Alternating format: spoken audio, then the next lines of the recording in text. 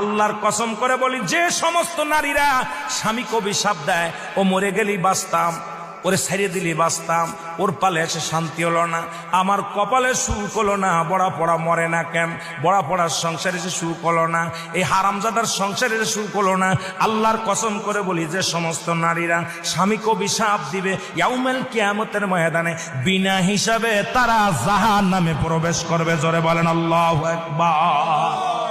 আমার মারা যারা মাইকের আওয়াজ শোনেন, শুনে নেন,